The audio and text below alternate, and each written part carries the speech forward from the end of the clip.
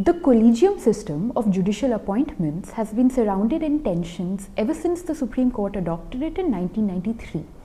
Over the years, tussles between the Union government and the Supreme Court Collegium for control over judicial appointments have played out very publicly. The Collegium system has often come under criticism for its lack of transparency as well. Most recently, it was reported that CJI Chandrachud's Collegium passed their first resolution recommending the transfer of 3 judges from the Madras, Gujarat and Telangana High Courts. The reasons for these transfer, as usual, were not stated. In the aftermath, lawyers abstained from work, causing proceedings before the Gujarat and Telangana High Courts to come to a standstill.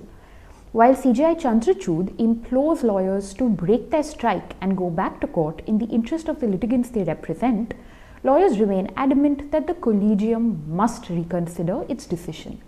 The CJI met with lawyers from the Gujarat bar and assured them that he will look into their objections to the transfers today. So what is the Collegium system? Why does it cause tensions between ministers and judges? What are the main criticisms against it? Buckle up, we are going all the way back to 1981 to figure it out. Article 124 of the Constitution gives the power of appointment to the Union through the President after consulting with the Chief Justice of India. In 1981, while deciding the first judge's case, the Supreme Court held that the ultimate power of appointment lay with the President, while emphasizing that the Chief Justice of India must be properly consulted in this process. However, the President would see this ultimate power diluted in the second judge's case in 1993. Here, 9 judges stated that the Chief Justice of India must be given the primary role in appointments to ensure judicial independence. The idea of a collegium was thus born from this ruling. The exact role and composition of the collegium, however, was not yet clear. In the third judge's case in 1998, the court clarified the role of the collegium and laid down guidelines for its functioning. The collegium was to comprise of the Chief Justice and the 4 senior-most judges of the court. With this, India became the only constitutional democracy where the judiciary appoints its own justices. The Union made one more attempt to wrest back some control over appointments in 2014 when Parliament passed the National Judicial Appointments Commission Act, or NJAC. The Act replaced the Collegium with a commission led by the CJI and comprising the 2 senior-most judges of the Supreme Court, the Minister of Law and Justice, and 2 eminent persons who would be selected by the CJI Prime Minister and Leader of Opposition together.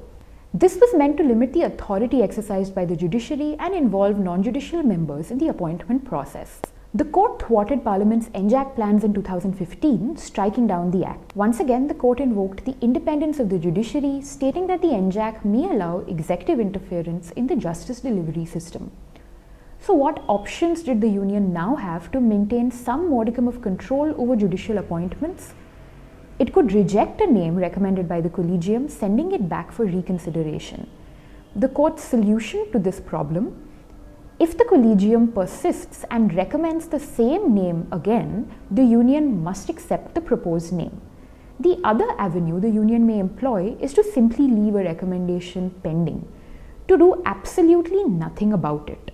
This tactic formed the basis for a case before Justice S.K. Kaul on November 11th this year. The court was hearing a petition filed by the Bangalore Advocates Association against the Union's deliberate silence on 11 names that the Collegium recommended for elevation to various high courts. The association contends that this delay violates the court's decision in PLR Projects v. Mahanadi Coalfields, where it was held that the Union must clear names recommended by the Collegium in 3 to 4 weeks. While issuing notice to the Law Ministry, Justice Kaul noted that the Union's practice of keeping names on hold without expressing their reservations with the appointee is unacceptable. Often, Justice Kaul noted, it is a device to force the recommended person to withdraw their name themselves. The Union must now reply to the petition, explaining the delays in clearing these 11 recommendations. In addition to tussles with the Union, the Collegium system poses another challenge for timely appointments. Since the Collegium follows a veto system, any of the 5 senior-most judges can stop any appointment in its tracks.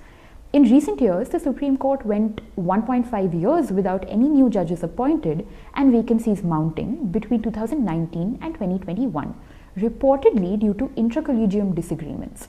Former CJIUU Lalit's Collegium also cleared but one name for appointment due to such disagreements, with current Chief Justice Chandrachud acting as dissenter.